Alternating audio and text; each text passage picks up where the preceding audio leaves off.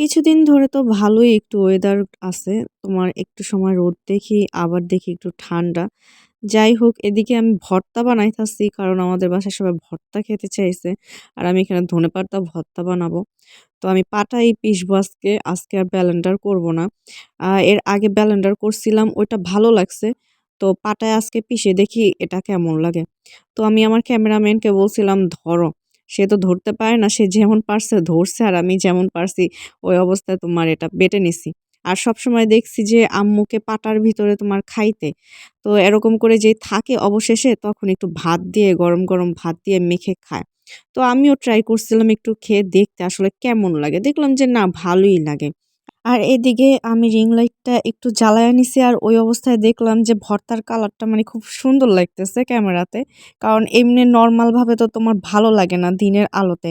কিন্তু যখনই আমি রিং লাইট লাগাই তখন না অনেক বেশি ভাল লাগে। আর ওদিকে আমাদের দেশি মুরগি একটা জবাই করা হইছে। ইদারিং তো সবার মুরগির অবস্থা খারাপ। কারণ শীত আসলে সবগুলা কেমন জানি অসুস্থ হয়ে যায়। মানে ওষুধ খাওয়াই না আমরা। এখন আর আগে খাওয়াইতাম। বাট এবারকার তেমন একটা খাওয়ানো হয় নাই। যার কারণে মুরগিগুলো আসলে অসুস্থ হয়ে গেছে। আচ্ছা যাই হোক, এদিকে মুরগি ভালো পরিমাণেই হইছিল কাটছিলাম। ওদিকে দেখি আবার আদা রসুনের পেস্ট তোমার আদা নাই। তারপরে তাড়াহুড়ো করে আদা কেটে আবার তৈরি করা। মানে অনেক ঝামেলার ভিতরে গেছে। অনেক কাজ করতে হইছে আজকের দিনে। বাট অবশেষে যখন রান্না করছি, রান্নাটা দেখে তখন মন ভরে গেছে। আর এদিকে দেখো এটা কি সুন্দর দেখা যাইতেছে। মানে আমার মন মতো করে আমি রান্না করি।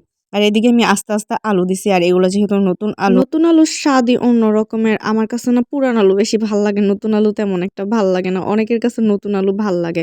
আর এদিকে আমি এটাকে নিতে চাইছিলাম ক্যামেরাতে যে একটু জুম করে নেই কিন্তু ধোঁয়ার কারণে নিতে পারতেছি না। এই শীতের দিনে মানে এই একটা সমস্যা হয় তোমার ধোঁয়ায় ভরে যায়। এদিকে যখন একদম রান্না শেষ, যখন এটা অনেকটা ঠান্ডা হয়ে গেছে তখন আমি নিছিলাম। আর দেখো এখানে কি পরিমাণ তেল জমছে। আর আজকে ভিডিও এই পর্যন্ত টাটা।